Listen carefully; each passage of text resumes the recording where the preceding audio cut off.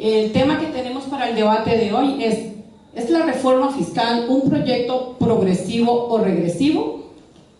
Las reglas del debate van a ser las siguientes. Cada expositor va a tener 15 minutos en el uso de la palabra en el siguiente orden. El doctor José Antonio Cordero inicia, continúa el doctor Luis Paulino Vargas, seguidamente el doctor Luis Ángel Oviedo y termina el máster Jorge Coronado. Después, cuando venga la parte de la participación de todos los presentes, van a tener 3 minutos para preguntas o alguna consulta que quieran hacer. Iniciamos con el doctor Jorge Antonio Cordero, Master of Art in Economy, University of Kansas, Estados Unidos, Bachillerato en Economía, Universidad de Costa Rica, profesor de la Escuela de Economía UCR, director del Instituto de Investigación de Ciencias Económicas. Muy buenas tardes y bienvenido. Tiene la palabra. Muchas gracias, Harley. Muchas gracias, Rosemary. Muchas gracias a todos y todas las participantes. Es un gusto para nosotros, para el Instituto, estar en esta actividad tratando de explicar las implicaciones y resultados de un estudio que hicimos en el Instituto en relación con el tema del plan fiscal. Tal vez así como planteando algunas cuestiones de carácter más de tipo general, creo que debemos empezar estableciendo que la reforma fiscal que se aprobó en primer debate y que está ahora en discusión, en revisión en la Corte y en la Sala Cuarta, creo que tal vez tiene que quedar claro que ese proyecto no es un proyecto perfecto, tiene muchos defectos y, como decíamos ayer como en tono de broma, ¿verdad? No es el proyecto ideal, no es el proyecto del siglo, ni mucho menos, ¿verdad? Ni es un proyecto que esté diseñado o llamado a resolver los múltiples problemas que tiene Costa Rica en este momento. Entonces tal vez tenemos que tener eso en perspectiva, o sea, es una herramienta para darle más recursos al gobierno, los cuales simplemente necesita, y necesita pronto. No es una herramienta para resolver la desigualdad, para resolver la pobreza, simplemente es un instrumento para que el gobierno tenga un poco más de recursos, y además es un instrumento que tiene algunos mecanismos que están establecidos para tratar de identificar a los generadores de ingreso y cobrarles el impuesto a la renta, como debe ser. Teniendo eso como marco de referencia, en realidad el título de este foro hace mención al tema de progresividad o regresividad. A mí me parece que tal vez eso ha sido un poco satanizado, más o menos en este sentido. Es muy claro que, vamos a ver, la reforma tiene varios componentes. El cambio del impuesto actual de ventas al impuesto al valor agregado, una modificación en los tramos de impuesto de la renta de los hogares, y otros componentes que tienen que ver con impuestos a las ganancias patrimoniales, a los excedentes de las asociaciones y cooperativas, y un componente de empleo público, y finalmente un componente que es lo que se llama la regla fiscal. El estudio nuestro solamente analiza lo que tiene que ver con la parte de recaudación de impuestos, no analiza la parte de reforma al empleo público, y tampoco analiza el tema de la regla fiscal. El objetivo del estudio era simplemente tratar de asegurar que el monto que el gobierno decía que esperaba recaudar con la reforma más o menos estaba respaldado por los números, y posteriormente hacer un análisis del impacto distributivo que podría tener esta reforma. Ese es el objetivo del estudio, dar información numérica sobre esos puntos, y bueno, que cada quien tome la decisión que considera más adecuada con base en esa información. El otro tipo de impuesto es el impuesto indirecto, como el actual impuesto de ventas o el impuesto al valor agregado.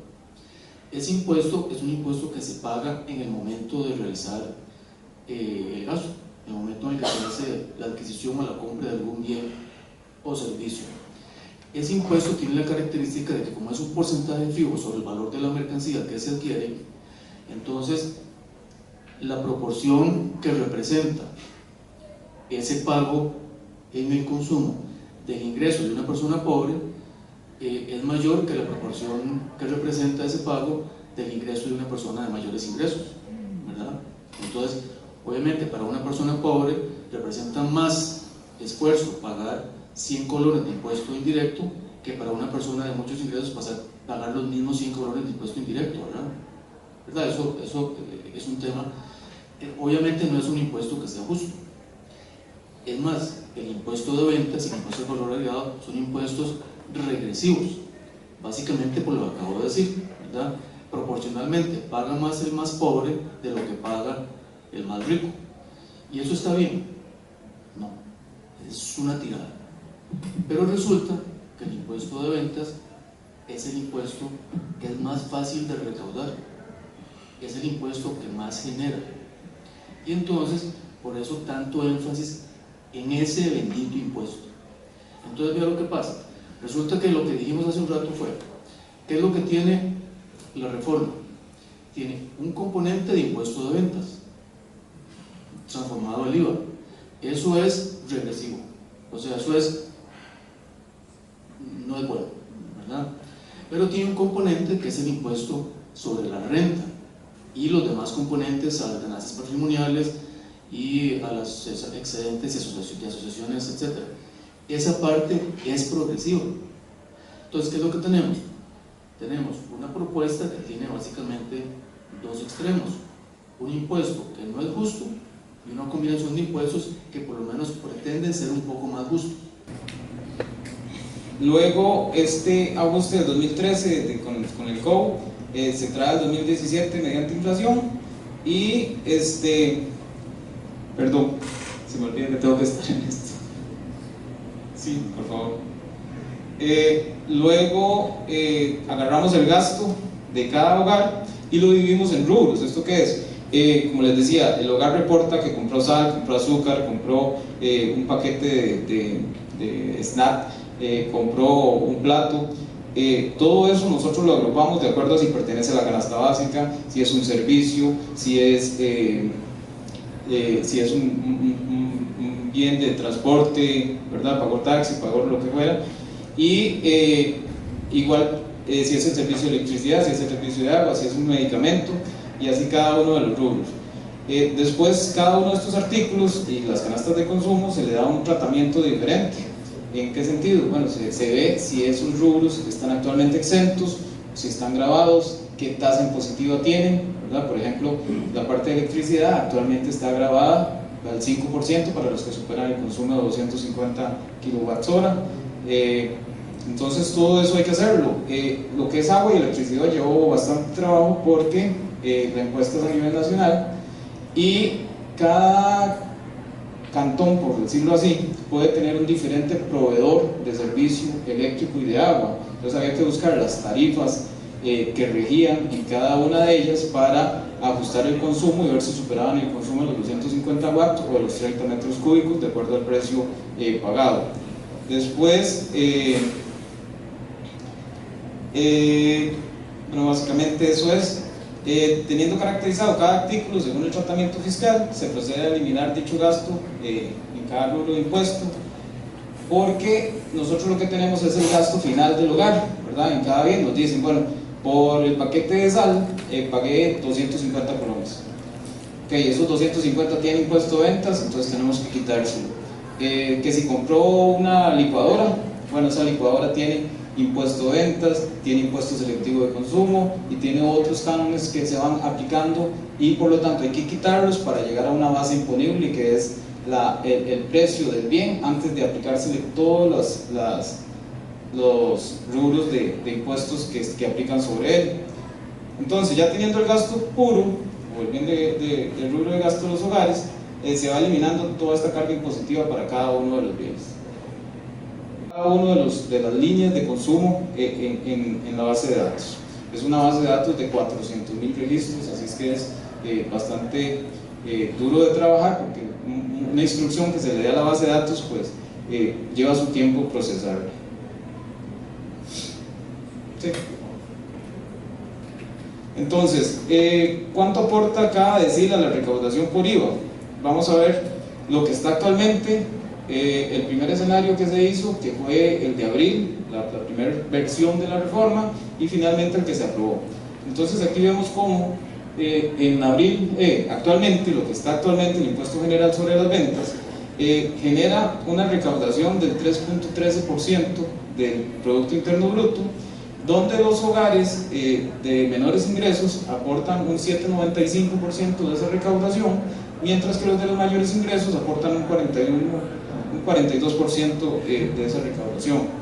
Si nos vamos a ver la primera versión del texto que se publicó en abril, la recaudación sube, ¿verdad? Porque ya se graba la canasta básica, aquí está la canasta básica grabada al 2%, se grababa electricidad para consumos mayores a 250, se grababa educación, se grababa salud y medicamentos al 4%, y los alquileres mayores a un salario base. Entonces esto daba que la recaudación total fuera de un 3.99. Aquí baja un poquito el aporte que hacen los hogares de los deciles más pobres, y aumenta el de los deciles más ricos en cuanto al total recaudado. La que sigue, por favor. Esta finalmente es la de septiembre.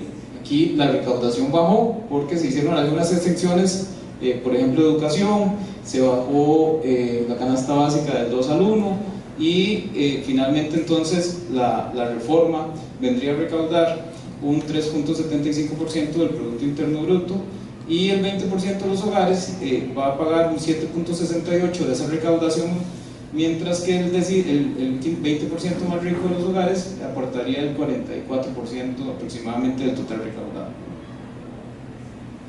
Ahora, como le digo, hicimos un trabajo tratando de ver cuáles eran los rubros que se afectaban aquí, ¿verdad? Sabíamos que se iba a grabar medicamentos, sabíamos que se iba a grabar electricidad, que se iba a grabar salud, que se iba a grabar los boletos aéreos, pero bueno, ¿cuánto representaba eso de la recaudación total? Entonces, aquí lo que tenemos es la recaudación adicional producto de la implementación del IVA, ¿verdad? Básicamente lo que tenemos es que el otros servicios, y lo llamamos otros servicios porque por acá está salud, electricidad, y ya hay servicios que están grabados actualmente. Esto corresponde a todos los demás servicios que no están grabados actualmente y que no son ni salud, ni electricidad, ni agua, ¿verdad? Esos nuevos servicios, el gimnasio, el contador, el abogado, van a representar un 58% de la recaudación que va a generar la implementación del IVA. Pasar del impuesto general sobre las ventas a IVA, ese cambio implica que los ingresos adicionales van a provenir en un 58% del sector de otros servicios. La canasta básica, que se está grabando al 1%, va a generar un 16% de la nueva recaudación, de la recaudación adicional. Mientras que salud, un 10.4%, electricidad, un 4.6%, medicamentos, un 3.5%, boletos aéreos, un 2.7%, agua, un 2.6% y alquileres, un 2.1%, ¿verdad? Entonces aquí tenemos de la recaudación total cuál es la distribución de acuerdo al rubro que se ve afectado en cada parte de la reforma. La siguiente. Entonces, ya sabemos en qué se va a pagar o qué va a llevar el peso de la recaudación adicional, pero ¿quién la va a pagar? En el siguiente gráfico vemos cómo, vamos a leerlo de abajo hacia arriba, alquileres va a ser pagado en un 93% por el quintil más rico. El 20% de los hogares de mayores ingresos va a pagar el 94% de la recaudación adicional por el impuesto a los alquileres. Los boletos aéreos, el 85% va a ser pagado por el 20% de los hogares con mayores ingresos. Los otros servicios que hablábamos, ¿verdad? El gimnasio, el contador, todos esos otros, ¿cómo se llama? El salón de belleza, el 60% va a ser cubierto por este quintil, y así vemos como salud y medicamentos son los otros dos que andan alrededor del 50%. Entonces, medicamentos, salud, otros servicios, boletos aéreos y alquileres va a ser asumido o va a ser pagado en su mayor parte por el quintil de más altos ingresos. El pasar de impuesto general sobre las ventas a IVA, una vez aprobada la reforma, si es que se da, va a implicar una erogación de 3.000 colones adicionales, mensuales. O sea, los hogares del primer decil van a pagar 3.000 colones adicionales por mes en impuestos a los productos que consumen. Mientras que en el otro extremo tenemos el decil más rico, el decil de mayores ingresos, los que llamamos acomodados, donde ellos van a pagar por mes 40.526. Estos datos son mensuales por hogar, no por persona, ¿no? Para los hogares es el monto promedio, para los hogares en esos grupos de población, en esos deciles. Ahora, lo que siempre se ha dicho, bueno, pero es que esos 3.000 para alguien muy pobre no significan lo mismo que los 40.000 para alguien muy rico. La línea azul que vemos ahí punteada representa la tasa. ¿Qué es la tasa media? Es cuánto representa ese pago de los 3.000 colones con respecto a su ingreso. Entonces, estos 3.000 colones adicionales en el ingreso de las personas más pobres va a representar 1.6% de su ingreso. Es decir, de cada 100.000 colones o por cada 100.000 colones de ingreso que tenga su hogar, va a pagar 1.600 colones adicionales. Mientras que para el decil más rico, va a pagar 1.4%. Si hacemos la misma analogía, de cada 100.000 colones que recibe su hogar más rico, va a pagar 1.4 colones adicionales, 1.400 colones adicionales. ¿Qué pasa aquí? ¿Y qué nos dice esto? Bueno, vemos que es regresivo. El pobre está pagando más que el rico. Pero ¿por qué pasa esto? Y es lo que les vamos a mostrar a continuación. Lo que está pasando es que estamos viendo el cambio, ¿verdad? Pasar del impuesto general sobre las ventas al impuesto al valor agregado. Es la primera línea que estábamos viendo antes. Se ha estado comentando que ese cambio o ese esfuerzo que tienen que hacer los hogares del primer decil con respecto a los últimos es muy amplio y esa brecha, pero lo que pasa es que el impuesto general de las ventas, el que tenemos actualmente, es sumamente regresivo, es la línea roja. En este momento las personas pobres pagan un 10.2% de su ingreso en impuestos sobre las ventas, mientras que el decil más rico paga un 5% de su ingreso. Aquí vemos que la brecha es el doble para el decil más rico, el decil más pobre con respecto al decil más rico. Y la brecha, la línea verde que vemos arriba sería el acumulado, o sea, como quedaría con la implementación del IVA. Entonces, ¿qué es lo que tenemos? Que la brecha se mantiene, o sea, no hay un cambio. El IVA no me viene a incrementar la regresividad, sin embargo, sabemos que es regresivo. Muchas gracias.